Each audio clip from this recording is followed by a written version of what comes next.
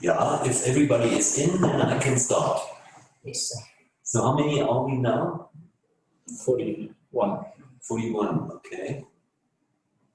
Yeah, okay. Good morning, everybody. Dear members and friends, thank you very much for joining us this morning or lunchtime for our virtual members lunch. It is virtual, that means we virtually offer you a lunch, and we hope that you enjoy this virtual lunch. It's the first time in the history of the Chambers that we are hosting such an event, not a virtual event, but a virtual members event like a luncheon. And I think I need to explain to some of our members that as we are not hosting the event in an engaging face-to-face luncheon, as we would normally do and hopefully do in the near future, we have decided that as part of our CSR initiative, we donate the proceeds of this luncheon, in inverted commas, to an NGO called Mold, Empower and Serve. This is a homeless organization here in Hillbrow, and we want to support this organization to help to fill the needs or fulfill the needs of the destitute communities in Johannesburg, Kempton Park, Cape Town and Port Elizabeth. We have to be aware that the COVID-19 pandemic has not only caused problems for the society by closing or locking down, but also has devastating consequences for the poorer part of the population. And it has also an effect on NGOs that have and still support the poor in the country. Unfortunately, most NGOs are dependent on grant funding and individual donations to support these operations. And we have decided that we want to give the proceeds of this meeting to MES, Mold and Empower and Serve. We want to start this members luncheon with the welcome of our Deputy President, Mr. Jens Papperitz, CEO of B. Brown Southern Africa. And without any waste of time, I would like to take you before I hand to Jens through the house rules. And my colleague Angie, thank you very much to you and to Pumlani, have written down what I should say, and that is, please take note that this webinar is going to be recorded. That means you, by logging on, you agree that we record this meeting. Secondly, the question and answer session will take place at the end of the address of Minister Pandor. And we ask you kindly to post your questions in the chat function box, which is on the right hand of your screen. May I now hand over to Jens Papperitz, the Deputy President of the Chamber, for the official welcome to this meeting. Thank you very much. Yes. Thanks, Matthias, and warm welcome to all of you who are listening and watching right now. Certainly challenging times and a very new format, virtual luncheon. And I think if you would have asked me a half a year ago whether there is even such a thing possible as a virtual luncheon, I would have laughed at you like totally impossible. By now we know better. To some extent, this has even become the new norm. And I think it's also our way from the chamber side to bring back some normality and to establish the connections that we need to go on with our lives and our business lives. I think one of the risks in such virtual formats has always been, and I can see this in my favorite newspaper article lunch-worthy FT, that in some cases in those virtual formats people are cheating. So to demonstrate to you that we take this very seriously, we have water here, some coffee, some croissants, and Matthias and I are even wearing a tie.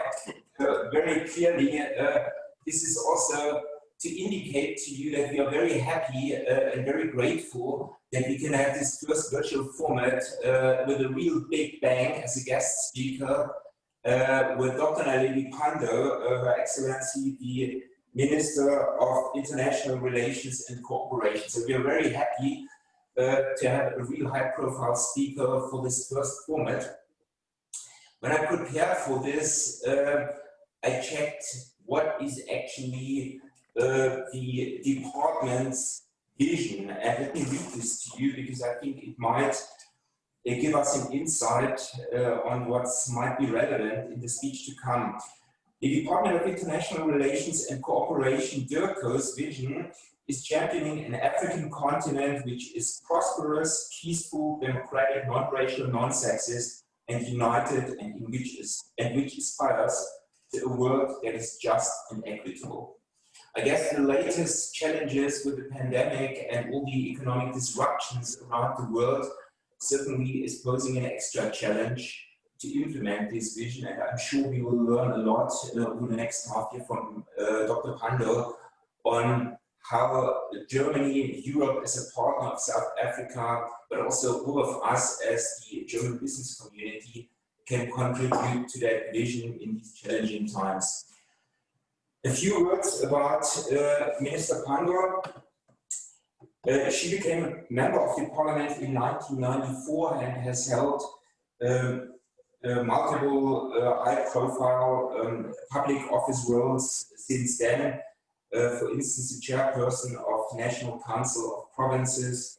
In 2004, she was first time appointed as South Africa's Minister of Education. This was from 2004 to 2009. Later, she became Minister of Science and Technology from 2009 to 12, Minister of Home Affairs 12 to 14, Minister of Science and Technology 14 to 18, Minister of Higher Education again 18 to 19, and last but not least, she was appointed as Minister of International Relations and Cooperation in 2019. Minister Pandor holds a PhD from the University of Pretoria and various national and international honorary doctorates. I think what's extremely important about our guest speaker is that she actually was awarded the highest award that Germany is actually providing, and that's the Federal Grand Cross of Merit. She was awarded by former Ambassador Lindner in 2016. And since you're speaking about merits in conjunction with Germany, it is my pleasure to hand over to a man who most likely must have jubilated when he heard about the appointment of Dr. Pandor. It's our German ambassador, Dr. Martin Schäfer. So, Dr. Schäfer, over to you, please. Thank you very much, Honourable Minister. Dear Mrs. Pandor, members of the German-South African Chamber of Commerce, dear Matthias, lieber Herr Papperitz. Minister Pandor, thank you very much for your time and for your ongoing commitment to relations with Germany that we appreciate very much. And this availability of yours for this virtual luncheon is an expression of exactly that dedication to our bilateral relations. Let me simply point out very quickly that the cooperation between my embassy and the German chamber has never been as close and as functional as in these times of crisis. And that had, I think, two quite important consequences also for the joint fight against the pandemic. First of all, we do have, as you know, Minister, since the middle of July, bi-weekly Lufthansa flights bringing in German technical experts, engineers and others to help kickstart the South African economy, both at ESCOM, at the export-oriented German companies and elsewhere. And second of all, and maybe even more importantly, there was a great contribution, I believe, by the German government together with German companies in the fight against COVID. Volkswagen built, with the financial support of the German government, more than 3,000 beds in East London to help cater for the the people that needed to be treated in and around Port Elizabeth. And BMW has built more than 900 beds together with the Gauteng Department of Health in and around Pretoria and all over Gauteng. And I think that is a speaking expression of the corporate social responsibility that German companies that act and operate in South Africa have displayed before, but certainly during the crisis. Minister, we have an important bilateral agenda, I think, in our relations. After the visit of the Chancellor in February and our binational commission in March, I believe, at least for the German foreign minister, that was the first virtual conference at the beginning of the crisis. So we were just learning at that moment what all that means.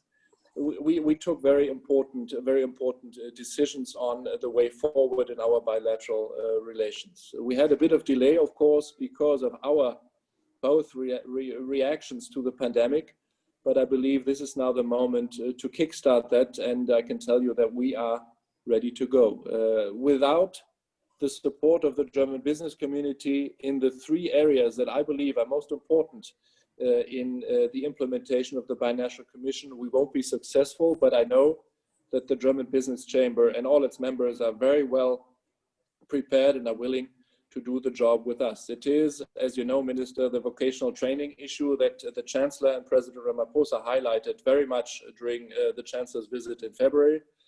It is our joint efforts to green the economy and make the South African economy more sustainable. And it is, last but not least, the fourth industrial revolution, where the Chamber has had a pioneer role in bringing forward cooperation with South African partners. I would like to leave it here, Minister. We are very, very keen to hear what you want to tell us, and I'm very much looking forward to the debate. Minister, you have the floor. Thank you very much. Thank you very much, Ambassador Scheffer, Mr. Bodenberg, CEO of the Southern African German Chamber of Commerce and Industry, members of the board of the Chamber, members who are joining us today, ladies and gentlemen. Allow me to begin by thanking Ambassador Scheffer, the government of Germany, as well as the business community of Germany, both abroad and in South Africa, for the tremendous support that was given to our country and our people in the fight against the COVID-19 pandemic.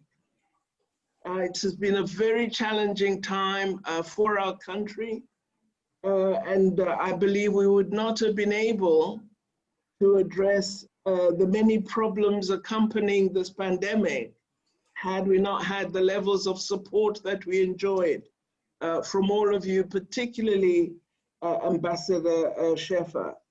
As I indicated in our earlier informal conversation, Ambassador Scheffer was the first of the ambassadors to prod, and he doesn't prod gently, but to prod that we needed to do something to ensure that business wheels keep turning. And he felt that some of the restrictions we had on the entry of technical professionals needed to be eased, as well as the return of the diplomatic corps. We listened to his counsel and in fact amended our regulations in order to allow for that entry. So it is lovely to see you again, Ambassador, and have this opportunity to express my thanks. I welcome as well the opportunity to address what I'm told is the oldest and largest bilateral chamber in South Africa. The members of the chamber and the companies they're linked to are making an important contribution to the development of South Africa's economy, that of our region and the continent broadly. the role of the Chamber is, I believe, going to become even more significant in supporting South Africa's economic growth and development as we all work hard to revive our economy and to take advantage of the opportunities that are going to derive from Africa having agreed to the African Continental Free Trade Area framework. That office is now up and running, and we believe this will dynamize opportunity on the continent and allow for a much more organized and connected response to opportunities that lie within Africa. I appreciate CEO Bodenberg the opportunity to share some of our policy perspectives with you and the members, and also hopefully to benefit from the views that will be expressed today on how we might enhance the business relationships between your members, their companies in South Africa, and of course our region, Southern Africa. I'm very pleased that South Africa and Germany continue to enjoy a very robust and indeed a growing trade and investment relationship. South Africa is Germany's largest trading partner in Africa, while Germany is our second largest trading partner worldwide. Total trade between our two countries reached 235 billion rands in 2019, and South African exports totaled 108 billion rand, exceeding 100 billion for the first time in 2019. I'm really thrilled that bilateral trade, including our own exports, have shown consistent growth in the past 5 years. And of course, Germany is the foremost source of foreign direct investment into South Africa, while South African companies have also made large investments in Germany. We have about 600 German companies in South Africa, employing around 100,000 South Africans and enhancing the skills base of our people and simultaneously building capacity in our country. These features of our relationship underline the importance of trade and investment between our two countries and confirm the amount of interest among both German and South African companies in increasingly exploring opportunities for cooperation. I'm hopeful that given the maturity of the South African-German business relationship, that we are going to now use the emerging period to look at how we strengthen a partnership that would include countries in the SADC region and ensure that they can draw on opportunities and developments in South Africa, and so build a very strong trilateral relationship which enhances business activity in the Southern African region. I discovered in the instance of COVID-19 that Germany is the third largest source of overseas tourists to South Africa after the United Kingdom and the United States. About 330,000 German nationals visit South Africa every year, contributing to our economy and the employment of South African citizens. As I noted these statistics, I wondered whether sufficient numbers of young South Africans are learning German in order to ensure that German tourists have a very, very positive experience in our country. And that might be something that Ambassador Scheffer discusses with the Minister of Higher Education, Minister Nzimande, to ensure that we expand in this area, because I am keen that South African young people learn world languages and ensure that when we have tourists visiting our shores, they are able to enjoy a full experience of our country. Germany has an extensive development program in South Africa, and its ongoing support and very strong support for South Africa's development priorities, I think exemplifies the strong and vibrant relationship that exists between our two countries. Our bilateral development cooperation focuses on energy and climate change, particularly growing our participation and exploration of the green economy, also focuses on strengthening good governance, good public administration, and supporting the prevention of HIV and AIDS, and expanding vocational education, particularly the practical training of artisans. Since 1994, the German government has committed in excess of over 1 billion euro in bilateral development assistance to democratic South Africa. Of course, as all of the members would be aware, our country is confronted by extremely difficult economic challenges at the moment. Our economy is in recession and has been for more than 3 quarters, and we have a very large proportion of our population unemployed and without much prospect for a job in the near future. The instance of the coronavirus pandemic has made these problems much, much worse. More than 15,000 South Africans have lost their lives, and we've had over 600,000 infections. Happily, of that 600,000, over 540,000 are recovering, and so the number who continue to be infected goes down every day. While the interventions of our government had some success and enabled us to flatten the curve and now plateau it, the long-term impact on our economy and on the livelihoods of our people will be significant. Our president has been speaking recently about our plans to restore economic growth and development, and government is working hard to ensure that these plans are finalized and that implementation speedily begins, because time is against us. The president has placed strong emphasis since coming into office on attracting foreign direct investment into South Africa.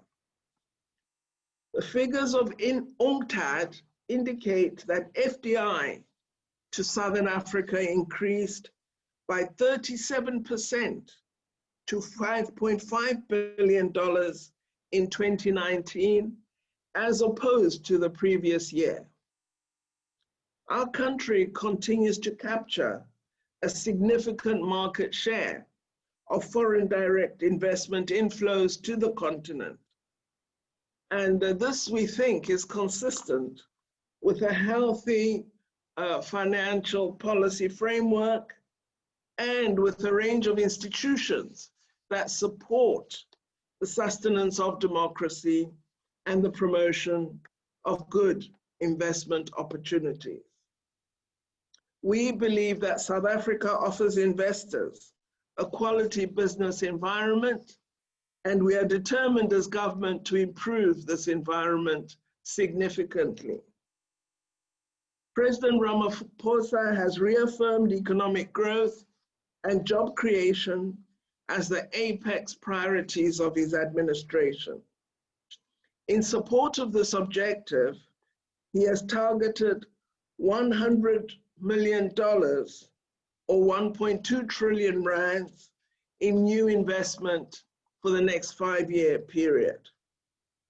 In November last year, he hosted the second South Africa Investment Conference as part of his plan to attract more investment to our shores.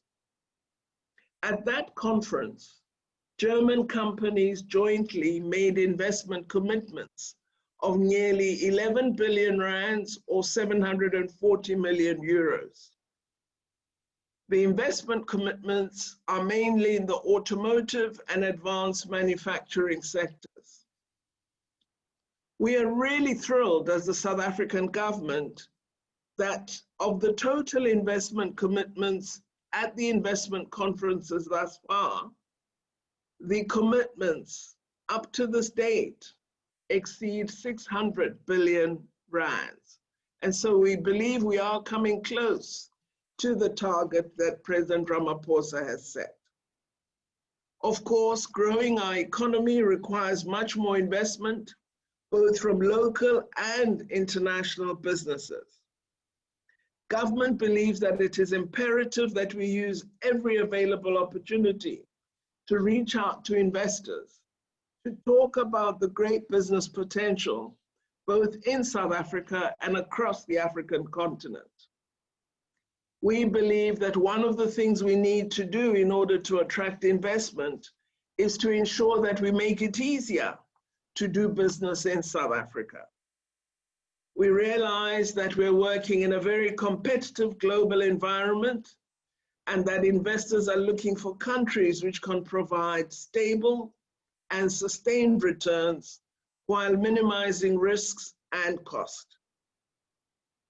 Our country is really trying to grapple with the very serious economic challenges of sluggish growth, of enhanced poverty, and of very high levels of unemployment. We believe that unemployment is the greatest challenge that confronts us.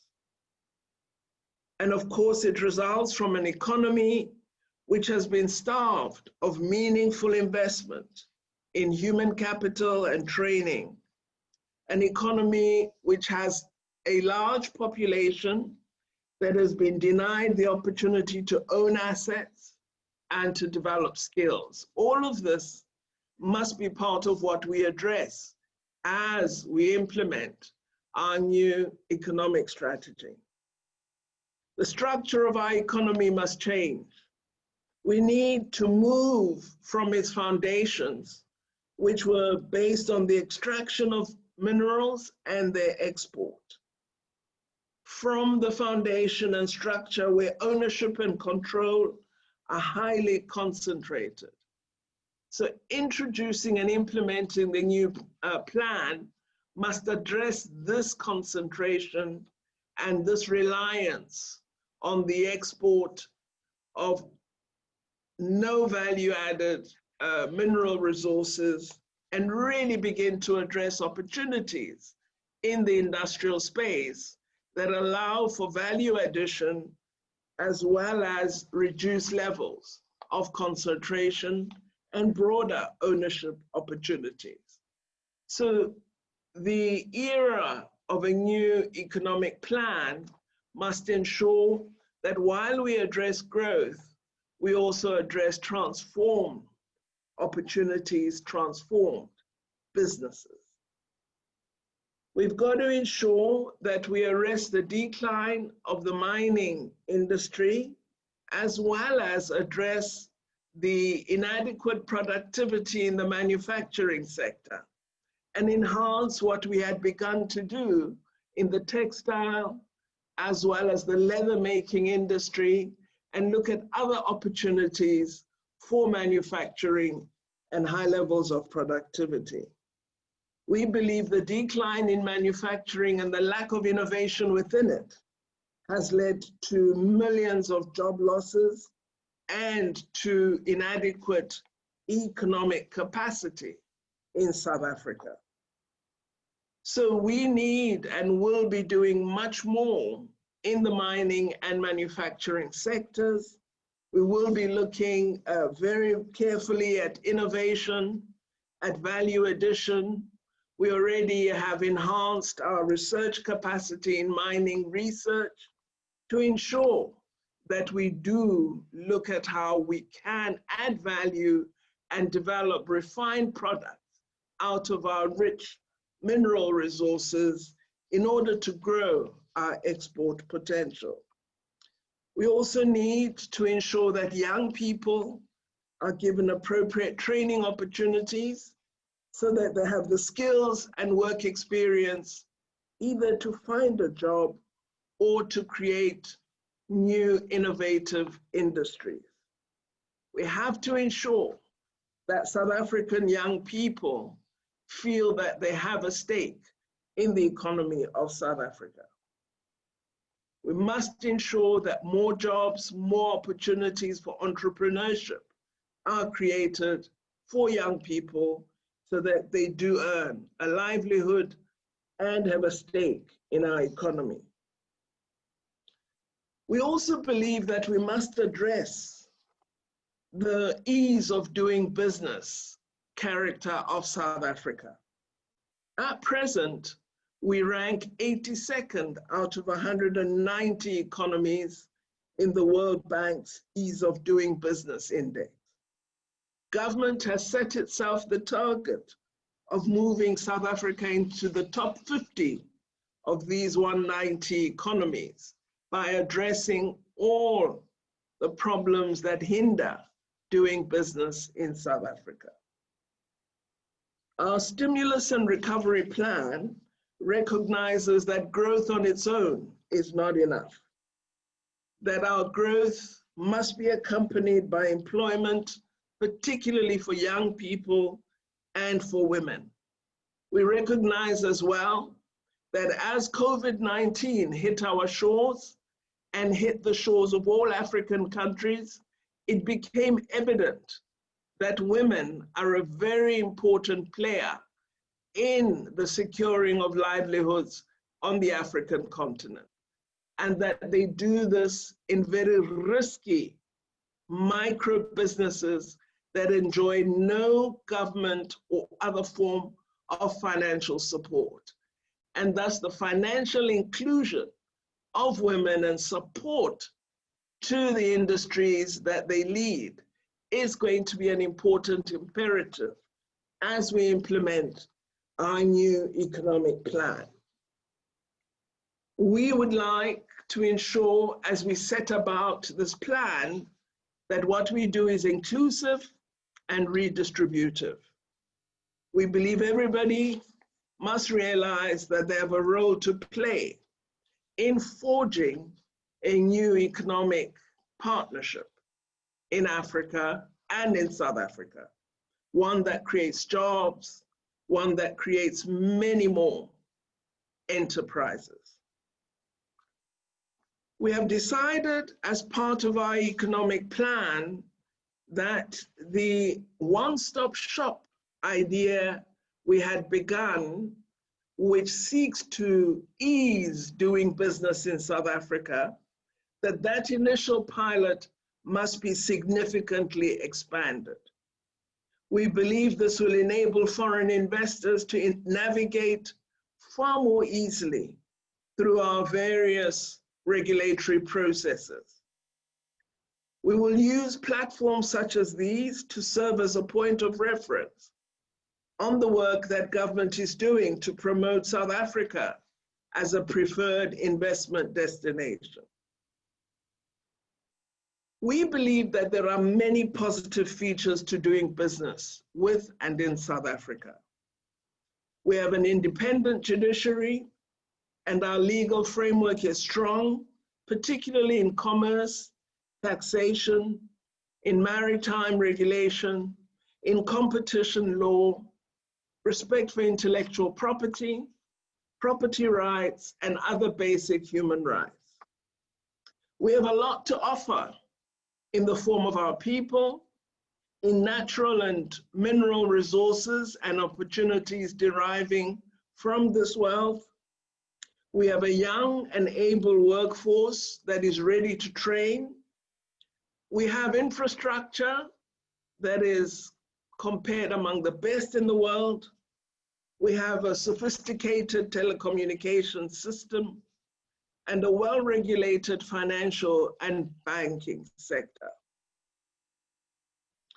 Of course, we are dismayed that one of the barriers to investment in our country, particularly a barrier to growth, to job creation, and to attracting business, is corruption within some sectors of government, within some of our state-owned enterprises, and even sadly in the private sector.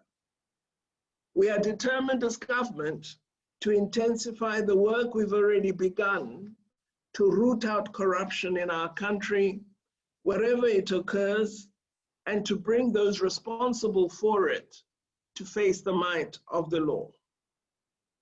In the last year, we've taken measures to root out corruption within the public sector and to restore stability in key state institutions. Although the pace appears slow, steadily but surely our efforts will and are bearing fruit. We have many, many positive features that make us attractive for investors. Firstly, we have one of the most sophisticated and promising emerging markets, offering a unique combination of highly developed first-class economic infrastructure with a vibrant emerging market economy. We are one of the world's 26 industrialized nations. We have one of the largest economies on the African continent, accounting for approximately 25% of the continent's GDP. We have an advanced financial markets infrastructure, with the JSE Securities Exchange being Africa's largest and most developed securities exchange and one of the world's top 20 exchanges. We have the most advanced ICT infrastructure on the continent. We're also working hard at reforming our immigration regulations and our visa regime policy. And we have seen improvements in this regard in the past year. Several countries with tourism growth potential are now visa exempt, and we've begun piloting our e-visa program as part of the immigration modernization drive. Our critical skills list is being refined in order to ensure it's more relevant to attracting highly skilled immigrants to South Africa. We have also moved to clear up uncertainty in the policy space through finalizing the mining charter and releasing a policy directive for the release of high demand spectrum.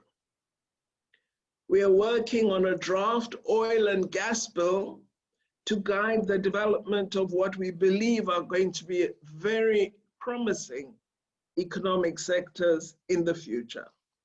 The process of the draft bill is at an advanced stage, and the integrated resource plan for energy is close to finalization. We also believe that the agriculture and agri-processing value chain is an area that has significant potential. It is estimated that global demand for fresh produce could increase South Africa's horticultural trade from the current 54 billion to 90 billion annually by 2030. Through our program of accelerated land reform, we intend to expand the area of land under cultivation. We intend to substantially increase the number of people productively working the land and to provide rural dwellers with the ownership and tenure rights needed to unlock the economic potential of the land that they hold.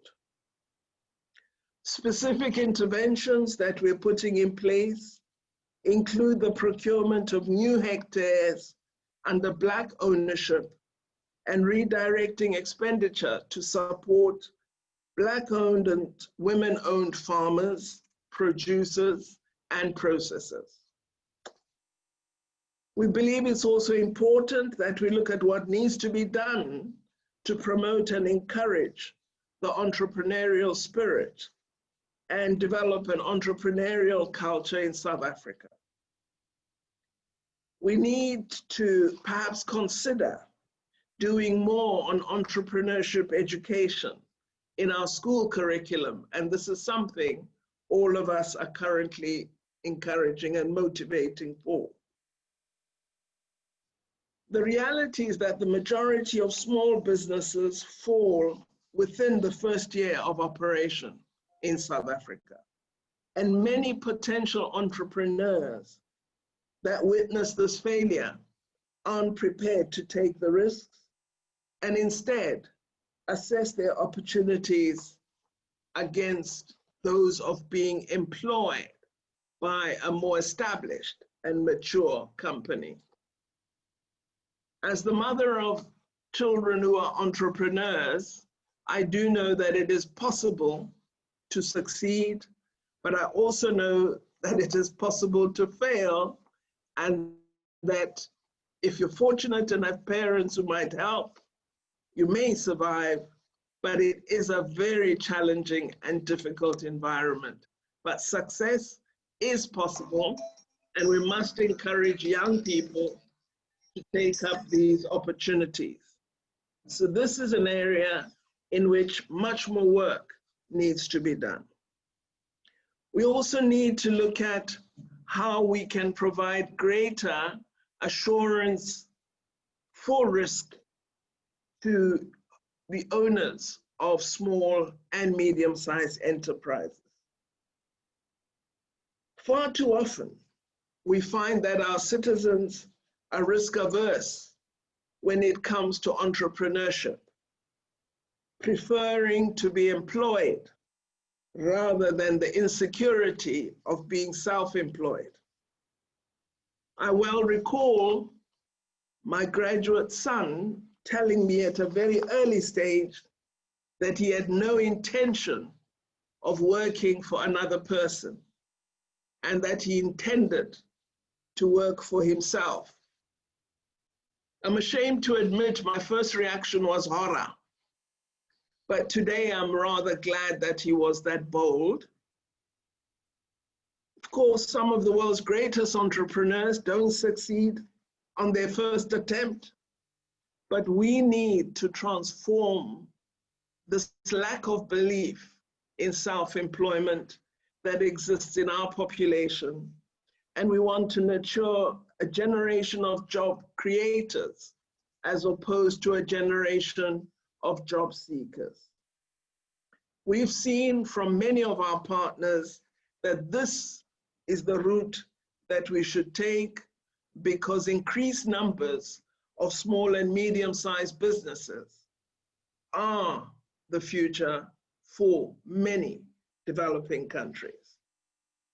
Let me, Chairperson, conclude by stressing the importance South Africa attaches to growing our economy and creating more work opportunities. We intend to increase existing efforts to create opportunities that would bring more people into the economy. And as I've said, in particular, young people and women. We are developing a comprehensive plan to create these opportunities for young people, and will be leading this work through a special unit located in the Office of the President. We're very thrilled that as this plan is being finalized, we have managed to secure the partnership of all social partners in South Africa, including trade unions, the private sector, civil society, and government.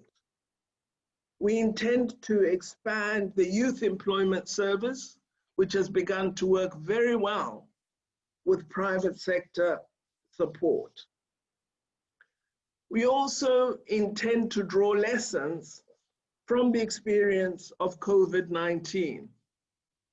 One of the lessons which was most helpful was that we need in Africa to build stronger collaboration in health support, in research and innovation. That we need to do much more in the pharmaceutical products stage and sector, that we should support the development of a health supplies productive sector on the continent, and that we must strengthen our research institutions, train up scientists to PhD level so that we use them to support innovation at the very early stages of research. There are many lessons that we have drawn from COVID-19, and we intend to use these lessons as part of the framework for expanding our economic strategy and ensuring that we grow our economy and opportunity in South Africa and on the African continent. I hope this brief outline of some of what we intend to do provides a basis for discussion with members of the Chamber. Thank you very much, Chairperson.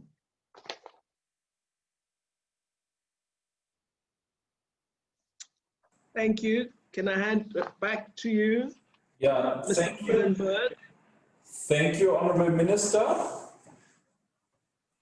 It was very interesting to hear that you will make it easier for investors in South Africa. And we are actually quite happy that we, I think, have put certain projects into place in also assisting you with that, particularly when we focus on the Continental Free Trade Agreement. And I've seen a couple of colleagues from the Department of Trade and Industry, where we're also looking into support South African companies, entrepreneurs and startups to make business in the region, and also with the focus, of course, to Europe. You mentioned the tourism sector and the agriculture sector. I would like to mention that we have started in evaluating our vocational training initiatives and expand them into the agricultural sector, and then hopefully at the next step, when the whole corona pandemic is over, to expand that into the tourism sector. One more personal point, you mentioned that one thing it needs to be addressed is also the topic of climate change. And as I also have 2 children here in South Africa, I think the future for the younger generation is quite important, and we can also assure you with our Competence Center Sustainable Energy, we definitely support the Under 2 coalition that is currently headed and put forward by the by KwaZulu-Natal and the Western Cape. So we are also looking into that. So thank you for the very interesting keynote speech. And I think now it's time to continue with our Q&A session. While you were giving your presentation, there were a few questions posted into the chat box. I think I need to check now with the program director, because I got a hint that the participants who has posted the questions are also able to just address them themselves. So I think it was Stefan Hitler who has posted the first question. So Stefan, you're welcome to address the question to the Minister directly. Yeah, thank you, Minister, for the insight you have given. My question was about the Employment Equity Amendment Bill and the question of the power of the Minister setting quotas. I don't want to judge that, but in the light of more investment, do you think the way it's proposed will bring more investment into South Africa? Thank you.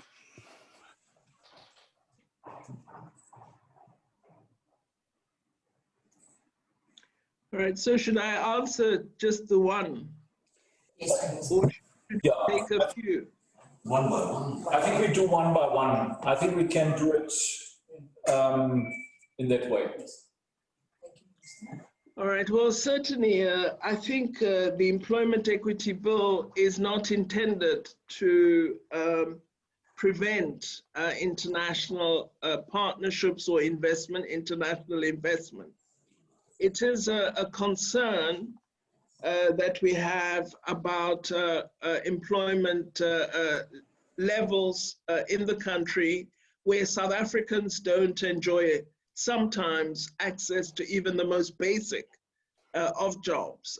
This is occurring, particularly we see in the tourism and other service sectors. So I don't think it's intended really as a barrier, and we would look and have looked at international practice, and there is much legislation in this regard. We have been, I think, very liberal in the manner in which migrant employment is addressed in South Africa. And I think we need to find a balance which doesn't lead to significant hostility and particularly xenophobia against our African brothers and sisters. So I believe that the amendments that are being introduced are really to try and address what is emerging as a serious barrier and access to really low-skilled jobs by South Africa. I think that gives at least some relief in how the discussion went internally. And Minister, thank you for giving this input. Then I would like to give Professor Thomasshausen the chance to address his question, please.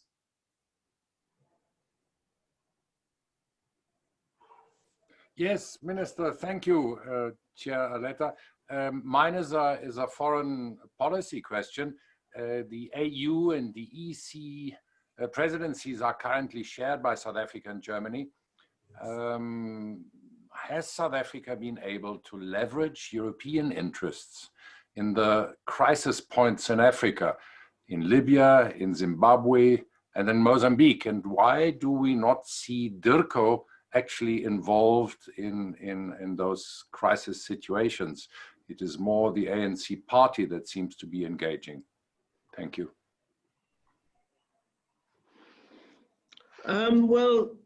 We are involved, but we manage our diplomacy very well.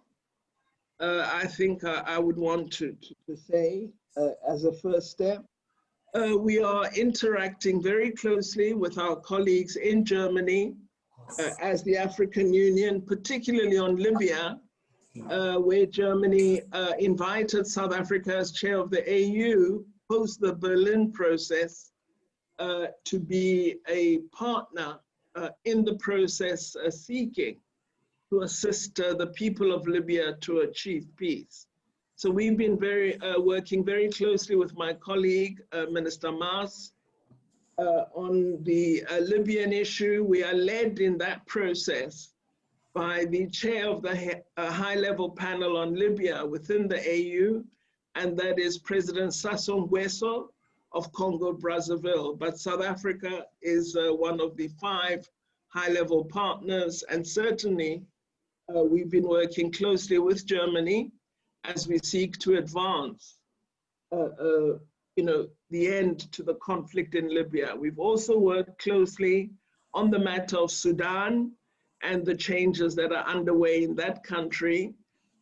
Germany has been playing a leading role, which, obviously the AU would partner with them on, because all of us are interested in ensuring that Sudan achieves a successful transition. I'm asked often about Mozambique. The difficulty is that while we should ensure that we are fully ready should the threat and incursion that is occurring in Mozambique threaten South Africa, it is near impossible for South Africa to impose itself on Mozambique if the Mozambique authorities do not directly request assistance from the state of South Africa. So we are fully aware of the situation and developments there. I receive regular reports, but as to providing aid, we have indicated to the government of Mozambique we are ready, but they have to indicate to us the form of assistance that they would like us to provide. And that's why they've not come forward and said, we need your helicopters, or we need your Navy, or any other form of assistance. But we are in discussion with them on a regular basis and stand ready to provide assistance. On Zimbabwe, President Ramaphosa sent envoys through to Zimbabwe. It then became clear in the course of the meeting the envoys held with the Zimbabwean government that we needed to interface with the government at a different level, and that we might secure more of an opening if we approach the government through the leadership of the ZANU-PF governing party. And we believe the delegation that has just been there has opened the way. What we want is to have all the Zimbabwean parties talking to each other, because that's the only way you're going to achieve a breakthrough. And so the delegation from the ANC was a very important part of the overall objective of ensuring that we talk to all the different partners. It's now been agreed by ZANU-PF that indeed South African envoys must meet stakeholders outside of the government of Zimbabwe, because you have to engage the opposition in order to get to a national reconciliation process. So I think bringing all these different strands together is very, very important. I think when you have a complex and challenging situation, you can't have a single strategy to address it. You must try a range of measures, and that is what President Ramaphosa is doing. And I think it's important that he does that because he understands the nuances of what we're dealing with, and is bringing different components of South African society into play to help us address what we believe is a problem for us. The instability in Zimbabwe, the failure of the economy is a difficulty for South Africa. So whatever tools we have to address the wide range of problems, we must use all those tools. And that's what we are doing at present.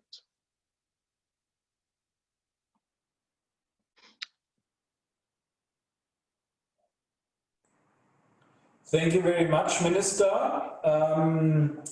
I think that addressed your question, Professor Thomashausen, quite well. And I think if I look into the further questions, there are two questions that are sector specific. I would suggest we follow that up afterwards, and I would hand over now to Dr. Schulz. I just assume that he has a general question that Matthias also now whispered into my ear. So, Andre? Yeah, thank you very much, dear Minister. Thank you very much for your speech. I'm heading the Lufthansa Group Airlines in South Africa, and over the last couple of months, we have operated several repatriation flights in cooperation with the German ambassador for Lufthansa, in cooperation with the Swiss ambassador for Swiss. And I would actually, first of all, like to use this opportunity to thank you, Dirko, your department, for the good collaboration that we are enjoying via the embassies, because it allows us to bring people back home to their families and friends. That is true in Europe, that is true in South Africa. And also, like Ambassador Schäfer has mentioned, to bring in the technical experts supporting also the South African economy. From a Lufthansa Group perspective, we are seeing more and more African countries opening up again. For example, Lufthansa resumed flights to Nairobi on the 1st of August. We will resume flights to Windhoek as from next week. And obviously my question to you is, what is your opinion? How do you see the chances and risk of lifting the international travel ban to and from South Africa, provided, of course, that all hygiene, health, and safety protocols are observed by the airports? Thank you, Minister. Thank you. Thank you very much for that question. It's something we have discussed in government. However, I just want to indicate that South Africa has had a very extensive testing program. So we know the character of the pandemic in South Africa. Recently, I asked the Minister of Health, you keep presenting us with statistics comparing testing in South Africa and testing in the UK and other countries in the north. What about Africa? When we had reached 2.3 million tests, the highest number on the African continent was one of the countries had done 183,000. So we are not sure that on the continent we understand the nature of the pandemic as yet. That's the first point I want to make. The second is we have had the peak in South Africa earlier than we had thought, which was mid-July. We had said August, early September. Mid-July, we reached a peak.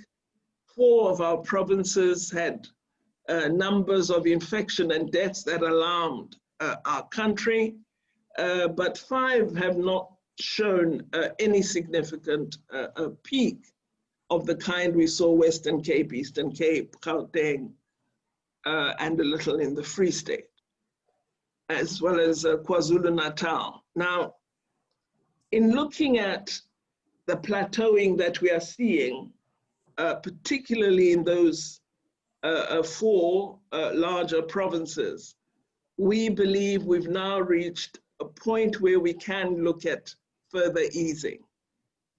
But we remain quite nervous about importing infection.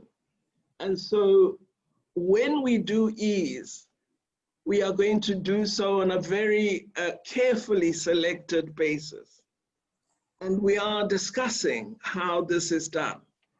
We have decided that we will extend the restrictions until October 15, because we believe that that will give us sufficient time to ensure we are ready. Should we say we want travelers to come in, but with a 72-hour certificate indicating they've been tested and so on, as many countries have done. Because one of the things is if you put those rules in place, you must have the oversight ability to monitor that the rules are observed. So we are preparing for easing, but we don't feel with just a week and a half of plateauing that we should just open up. We're not yet convinced that we are ready. We know we've got sufficient ICU capacity. We know our hospitals are not overwhelmed. So the health sector is ready, and we're very pleased at that. But we don't want to have a sudden resurgence, as several countries are experiencing, countries that opened too quickly. Let me assure you, Dr. Schultz, that we are keen to resume, particularly travel in the region and on the continent, and we'd like to open internationally, but we wish to do so on a basis that doesn't lead to a new surge in infection levels in South Africa. So we decided, let us give ourselves 2 to 3 more weeks, and we will then indicate to the nation the direction in which we wish to go. Thank you, Minister. I think that's quite clear and hopeful. So thank you for your answers. And I believe that each and every one of us have broadened our views on the international relations, particularly between South Africa and Germany. I would now like to invite Mrs. Sabine Dalomo. She's our immediate past president of our chamber and CEO of Siemens in Africa, to close off the vote of thanks. Hello. Yeah, thank you, Minister. We really enjoyed on behalf of the Chamber and all participants your contribution and also your elaboration specifically on what the Cabinet has decided and where the way for South Africa is going.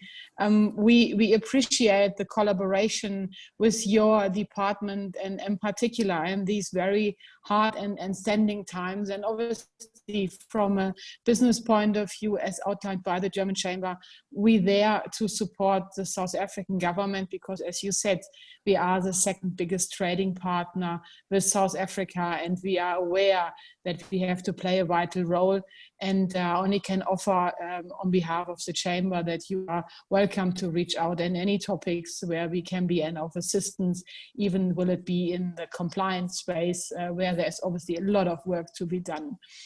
Thank you as well, and our members particular, which are joining today in the virtual session, that you have agreed to volunteer the contribution out of this virtual lunch to our new NGO and MES, as Matthias introduced earlier.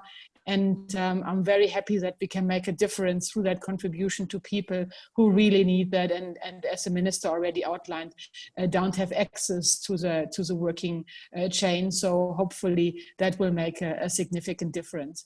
I thank you so much, all the participants, Minister Matthias Schäfer, our ambassador, Matthias Bodenberg, Jens Paperitz, everybody who contributed.